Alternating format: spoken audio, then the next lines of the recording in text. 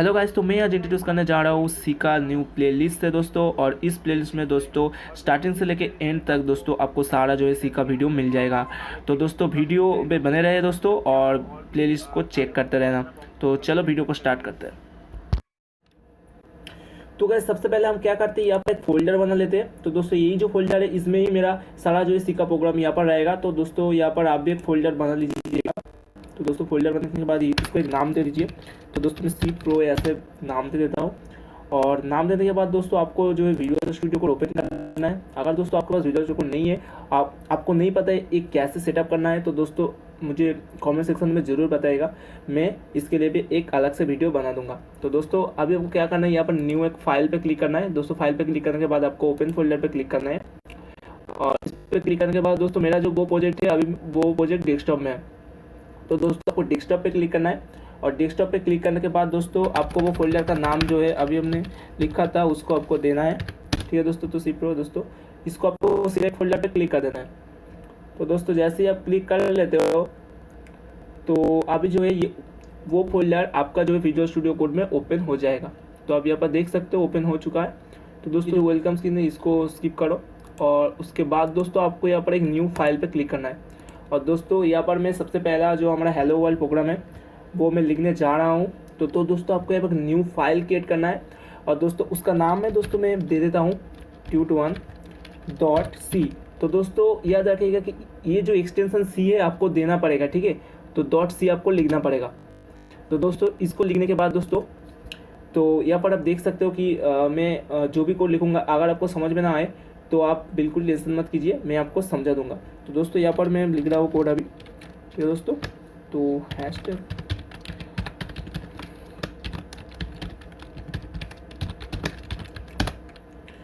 तो दोस्तों ये जो मैंने कोड यहाँ पर लिखा हो तो दोस्तों ये एक हेडर फाइल है दोस्तों, मैं आपको बताऊंगा। तो मैं पूरा कोड एक बार लिख लेता हूँ।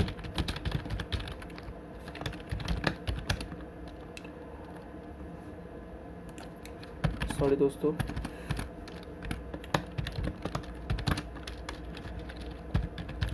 यहाँ पर मैं लिखता हूँ प्रिंट एप। तो दोस्तों प्रिंट एप लिखने के बाद आपको यहाँ पर इसको पैकेट को बंद भी करना है। और यहाँ पर दोस्तों आपको सिंगल कोड यहाँ पे डबल कोड दोस्तों, ठीक है। तो मैं डबल कोड में लिखता हूँ और यहाँ पर मैं लिखता हूँ हेलो, ठीक है दोस्तों। तो मैं यहाँ पर हेलो लिखता हूँ और दोस्तों इसको मैं सेव करता हूँ। तो दोस्तों मैं सबसे पहले मैं आपको कहना चाहूँगा ये जो प्रोग्राम है दोस्तों ये कुछ नहीं आउटपुट देगा आपको, बस ये आउटपुट देगा, ये हेलो लिख के आउटपुट देगा। तो दोस्तों ये एक फंक्शन है दोस्तों प्रिंट एप, ठीक है। तो ये एक फंक्शन जो है दोस्तों इसके अंदर आप डबल कोट के अंदर आप जो भी लिखोगे तो वो आपको आउटपुट के तौर पर मिल जाएगा, ठीक है दोस्तों। ये बहुत ही आसान है। और दोस्तों ये जो प्रिंट है ये जो फंक्शन है दोस्तों, तो दोस्तों ये जो हैशटैग इंक्लूड स्टूडियो .h दोस्तों ये एक हेडर फाइल है। तो इसमें दोस्तों ये जो फंक्शन है इसको यहाँ पर डिफाइन किया हुआ है। तो दोस्तों इसीलिए दोस्तों मैं जो है इंक्लूड यहाँ पर studio.h यहाँ पर मैंने इंक्लूड किया यहाँ पर, ठीक है दोस्तों। तो अगर मैं इसको अगर हटा देता हूँ तो ये प्रिंट जो है काम नहीं करेगा, ठीक है दोस्तों। तो इसलिए मैंने जो है इसको इंक्लूड किया यहाँ पर, आप देख सकते हो। तो ये बेसिकली एक हेडर फाइल है और कुछ भी नहीं है। और यहाँ पर प्रिंट के अंदर हम जो भी लिखते हैं वो वैसे ही आउटपुट हमको प्रिंट करके दे देता है, ठीक है दोस्तों। तो चलिए ये जो प्रोग्राम है इसको रन करके देखते हैं। हमको रन करने के लिए दोस्तों अभी यहाँ पर टर्मिनल पे क्लिक करके न्यू टर्मिनल भी ओपन कर सकते हैं। और दोस्तों मैं आपको यहाँ पर दिखाऊंगा CMD पे रन करके। तो दोस्तों सेम ही चीज़ है दोस्तों अब। तो दोस्तों यहाँ पर आप देख सकते कि यहाँ पर आपको दिख रहा है विंडोज़ 10। तो दोस्तों मेरा जो वो प्रोग्राम फाइल है जो मेरा फोल्डर है वो अभी क्या है डेस्कटॉप पे। तो चलिए हम सबसे पहले डेस्कटॉप पे चलते हैं। तो यहाँ पर मैं डेस्कटॉप कर दिया। तो दोस्तों डेस्कटॉप पे अभी हम आ चुके हैं। तो दोस्तों डेस्कटॉप के अंदर वो फोल्डर में है। तो दोस्तों उस फोल्डर का नाम आपको CD लिखना है।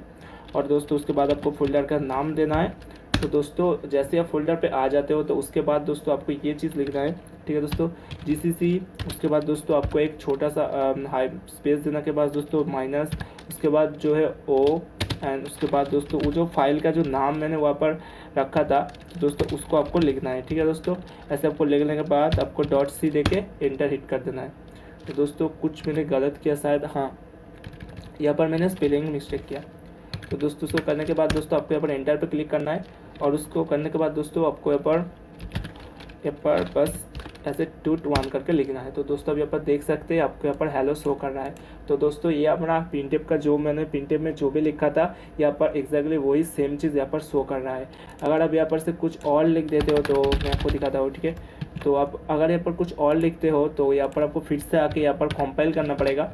तो दोस्तों कंपाइल करने के बाद दोस्तों आपको फिर से रन करना पड़ेगा। तो आप यहाँ पर देख सकते हो आपको वही सेम आउटपुट यहाँ पर आ रहा है। तो दोस्तों मैं आपको कहना चाहूँगा, अगर आपको नहीं पता है कि कैसे आपको विजुअल स्टूडियो कोड इंस्टॉल करनी है, कैसे आपको सी और C++ का जो कंपाइलर है वो आपको इंस्टॉल करना नहीं आता है, तो दोस्तों मुझे इस कमेंट सेक्शन में प्लीज़ बताइएगा, तो मैं उसके लिए भी एक अलग से वीडियो बना दूंगा।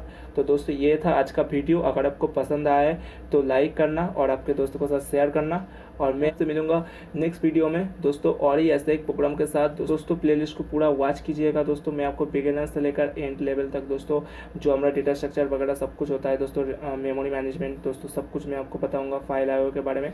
तो दोस्तों वीडियो में पूरा बने रहना दोस्तों। तो आज के लिए बस इतना ही, आपके साथ मिलूंगा मैं नेक्स्ट वीडियो में। तो चलो बाय।